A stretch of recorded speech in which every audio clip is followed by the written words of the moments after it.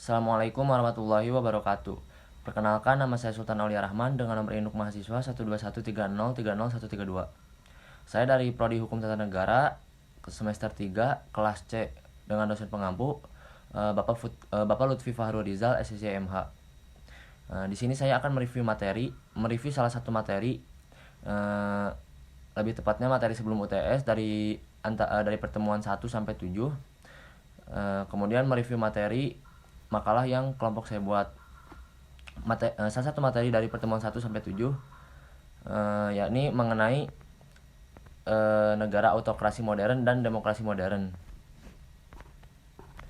Autokrasi modern yaitu bentuk pemerintahan yang di dalamnya menganut sistem kekuasaan tunggal. Sistem pemerintahan yang tunggal biasanya membatasi kekuasaan orang lain atau pihak lain yang dianggap sebagai orang yang bersaing. Namun pada sistem pemerintahan ini lebih mengutamakan partai-partai yang berhak saja yang diikut andil dalam negara tersebut. Mungkin ada sedikit persamaan atau kemiripan dalam sistem oligarki. Namun autokrasi ini merupakan pertengahan di antara monarki dan oligarki. Negara yang menganut bentuk pemerintahan ini yakni fasisme Italia, kemudian Nazisme Jerman, dan komunisme Uni Soviet. Karakter dari autokrasi modern ini diantaranya yang pertama sistem satu partai atau partai tunggal, kemudian menghimpun kekuasaan sebesar mungkin pada tangan negara, terus organisme yang dianggap sebagai sesuatu peraturan yang mempunyai dasar-dasar hidup serta kehidupan dan mempunyai kepentingan sendiri. Kemudian penentuan wakil rakyat masih dominan penguasa, lalu eksekutif yang dominan. Kemudian terdapat demokrasi modern. Demokrasi modern adalah sistem pemerintahan yang menganut multi partai yang memberikan keleluasaan kepada masyarakat dalam penyelenggaraan negara. Negara yang menganut bentuk pemerintahan ini yakni Indonesia, di mana memiliki karakter diantaranya yaitu sistem multipartai, penyelenggaraan kekuasaan rakyat, kumpulan atau kesatuan daripada individu mempunyai peranan pokok yang harus menentukan dan mengusahakan kebahagiaan serta kesentosaan negara. Kemudian rakyat memiliki kendali kendali penentuan wakil rakyat, lalu undang-undang yang mendominasi. Kemudian review materi dari makalah yang saya buat ini saya dari kelompok 7 mengenai demokrasi. Demokrasi berasal dari bahasa Yunani yaitu demos dan kratos. Demos bermakna rakyat atau halayak, sementara kratos bermakna pemerintahan. Demokrasi sebagai sistem pemerintahan yang mengizinkan dan memberikan hak kebebasan kepada warga negaranya untuk berpendapat serta turut serta dalam pengambilan keputusan di negaranya. Menurut Aristoteles, prinsip demokrasi yakni kebebasan, karena hanya melalui kebebasan setiap warga negara bisa saling berbagi kekuasaan di dalam negaranya. Sejarah singkat demokrasi di dunia.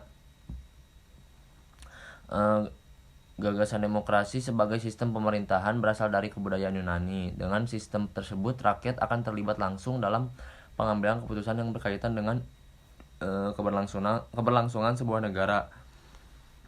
Demokrasi murni atau demokrasi langsung adalah sistem yang diusung di zaman tersebut ribuan tahun kemudian. Pada abad ke-6 sebelum Masehi, bentuk pemerintahan yang relatif demokrasi diperkenalkan di negara-negara bagian Athena oleh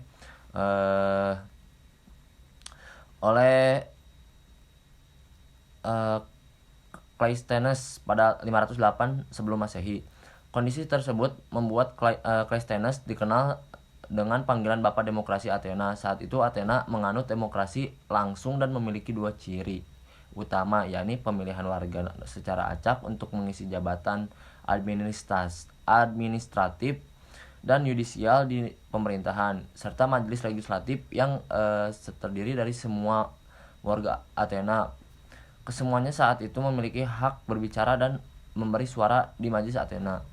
Demokrasi di Eropa baru dimulai sekitar pada abad ke-6 hingga ke-15. Pada masa itu, Eropa berlaku sistem vasal atau budak, dan lord atau tuan. Kebebasan sangat dibatasi pada masa itu. Sebuah aspek kehidupan sosial dan spiritual dikuasai oleh paus dan kaum gereja.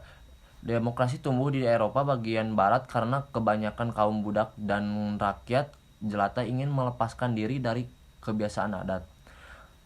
Perkembangan demokrasi di Eropa juga turut dipengaruhi oleh kemunculan Magna Carta atau Piagam Besar di Inggris pada 12 Juni tahun 1215. Magna Carta muncul sebagai akibat perselisihan antara paus dan para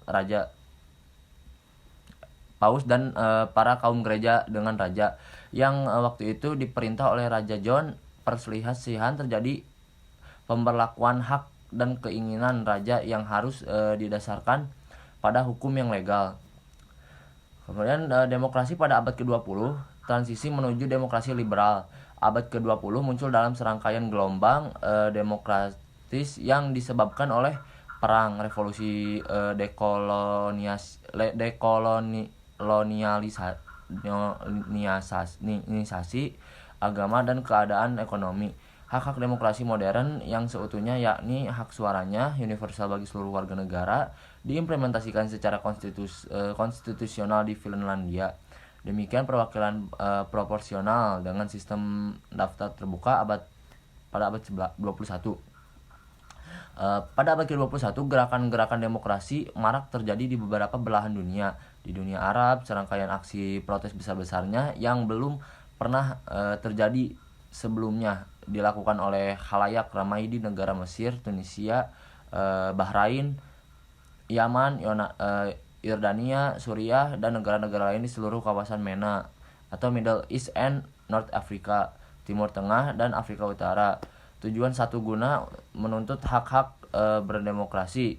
Indonesia juga menjadikan salah satu negara di dunia yang menerapkan demokrasi dalam sistem pemerintahannya. Sistem demokrasi di Indonesia mulai berkembang secara dewasa sejak terlepas dari penjajahan Belanda dan Jepang. Kemudian ada demokrasi di negara non-demokrasi. Sistem non-demokrasi ini adalah sesuatu sistem pemerintahan yang bukan demokrasi, yaitu rakyat bukanlah pemegang kekuasaan tertinggi dalam negara tersebut. Rakyat tidak memiliki keperwakilan dan tidak memiliki hak untuk berpartisipasi dalam pemerintahan. Contoh bentuk negara non-demokrasi adalah plutokrasi, oligarki, teokrasi, monarki, kediktatoran, dan lain-lain. Contoh negaranya seperti Saudi Arabia, Inggris yang memakai monarki. Indonesia sendiri menganut demokrasi Pancasila, di mana demokrasi itu dilihat dan diintegritaskan oleh nilai-nilai luhur Pancasila. Sebelumnya dari sejarahnya, Indonesia mengalami perubahan sebelum ke demokrasi Pancasila, seperti demokrasi pemerintahan saat revolusi, lalu demokrasi parlementer, dan demokrasi terpimpin. Mungkin cukup sekian review materi yang dapat saya sampaikan. Mohon maaf apabila ada kekurangan ataupun kesalahan. Wabillahi taufiq wal hidayah. Wassalamualaikum warahmatullahi wabarakatuh.